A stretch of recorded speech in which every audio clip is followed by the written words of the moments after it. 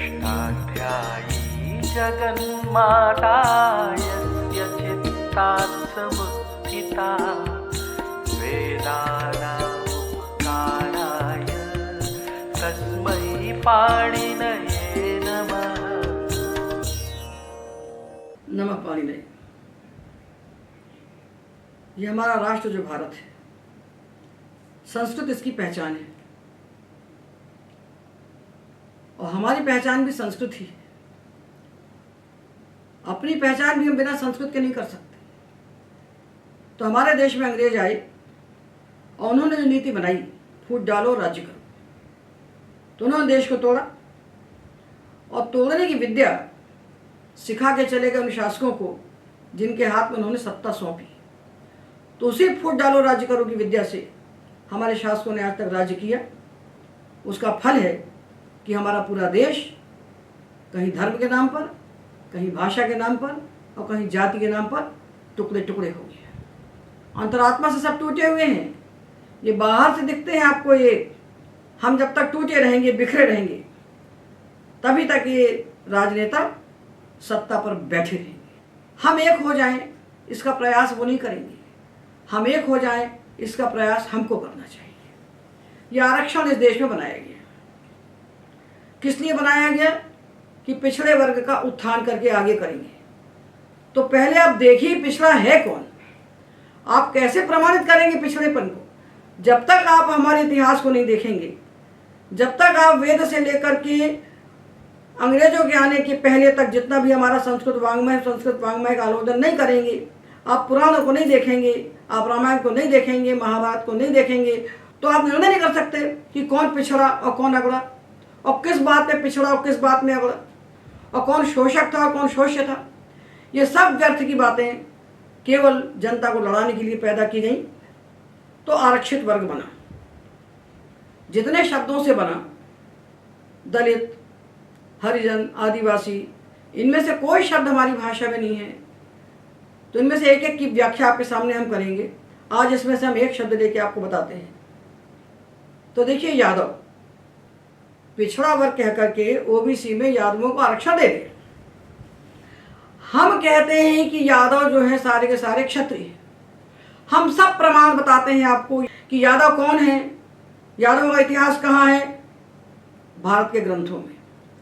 ब्राह्मणों का इतिहास कहाँ है, संस्कृत के ग्रंथों में।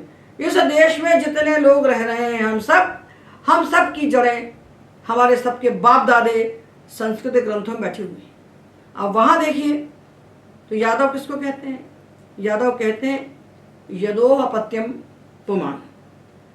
यदु की जो संतान है उनका नाम यादव है। तो यदु कौन है? तो इस देश में दो वंश हुए हैं मुख्य, सूर्यवंश और चंद्रवंश। भगवान श्री राम सूर्यवंश में हुए और भगवान श्री कृष्ण चंद्रवंश में। हमारे सारे पुराणों में वंशावलियां हैं।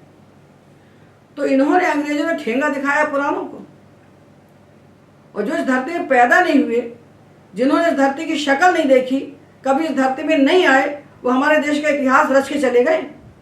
और उसी इतिहास को, थोथे इतिहास को हम लोग पढ़ रहे हैं, और उसी का अनुगमन करके हमारे देश के इतिहासज्ञ बड़े भारी हिस्टोरियन बन के इतिहास को रच रहे हैं।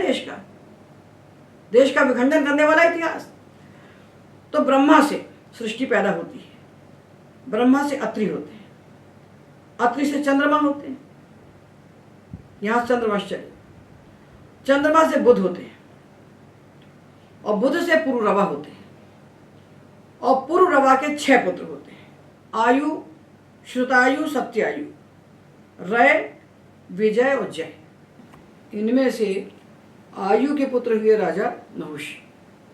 इन राजा नहुष ने केवल धरती पर राज्य नहीं किया, 1000 वर्ष तक ये इंद्र के पद पर प्रतिष्ठित होकर स्वर्ग पर भी राज्य करते रहे। ये सब क्षत्रिय राजा हैं। जितने यादव हैं सब राजवंशी हैं। ये इस धरती पर राज्य करने वाले क्षत्रिय हैं। ये कैसे बैकवर्ड हो गए भाई? ये कहाँ से पिछड़े हो गए? इनके पिछड़ेपन को कैसे प्रमाणित कर सकते हैं आप?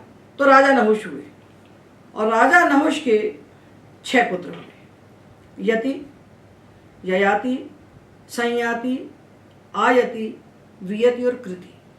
ये 6 पुत्र राजा नहुष के हुए। महाभारत में देख लीजिए तो भी ये 6 मिलेंगे, भागवत में देखिए तो भी यही 6 मिलेंगे, बाकी पुराणों में देखिए तो भी यही 6 मिलेंगे। तो ये परंपरा है पूरी हमारे इतिहास की, ये काल्पनिक कथाएं नहीं हैं कि अंग्रेजों ने कह दिया सब गप्पे हैं, सब कथाएं हैं, कपोल कल्पित तो सारे पुराणों में एक समान क्यों मिलता है। महाभारत और पुराण हमारा इतिहास है, उस पर हमारी सारी वंशावलियाँ हैं, उनको नकार के हम अपनी पहचान नहीं कर सकते। तो अंग्रेजों के इतिहास को हम क्यों पढ़ें? अंग्रेज कोई हमारे बाप दादे तो है नहीं, तो उनके इतिहास को हम माचिस लगा दें और उनका अनुगमन करके जिन इतिहास वेत्ताओं ने इतिहास की पोथियाँ लिख के रखी हैं उन पोथियों को हम ठेका दिखा दें और हमारा अपना जो इतिहास है जिससे हमें वंचित किया गया है उन पुराणों को और महाभारत को हम पढ़ें। इनको पढ़े बिना हम अपनी सम्यक पहचान कर ही नहीं सकते। तो जब सारे ग्रंथ एक समान हमारी वंशावलियाँ दे रहे हैं तो नहुष के 6 पुत्र आप देख लीजिए, सारे पुराणों में 5 नहीं मिलेंगे, 4 नहीं मिलेंगे, यही 6 मिलेंगे। उनमें से जो ययाति नाम के पुत्र थे राजा नहुष के, उनकी 2 पत्नियां थी। एक तो थी शुक्राचार्य की पुत्री देवयानी और दूसरी थी राजा वृषपर्वा की पुत्री शर्मिष्ठा। उसमें से शर्मिष्ठा के 3 पुत्र हुए, अनु, द्रुयु और पूर्व। और देवयानी के 2 पुत्र हुए, यदु और तुर्वसु। तो यदु के पुत्र हुए सहस्त्रजित, क्रोष्टा, नल और रिपु। और सहस्त्रजित के हुए शतजित, शतजित के महा है, वेणु है और हई है। हई है वंश का वर्णन पता है सबको। हई है के हुए धर्म, धर्म से नेत्र और नेत्र से हुए भद्रसेन और भद्रसेन के 2 पुत्र हुए दुर्मद और धनक। और धनक के पुत्र हुए सहस्त्रार्जुन, कार्तवीर अर्जुन कहते हैं, 1000 भुजाएं थी उनकी।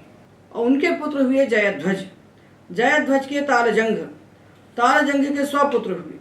उनमें सबसे बड़े थे वीतिहोत्र, वीतिहोत्र से हुए मधु और मधु से हुए वृष्णि।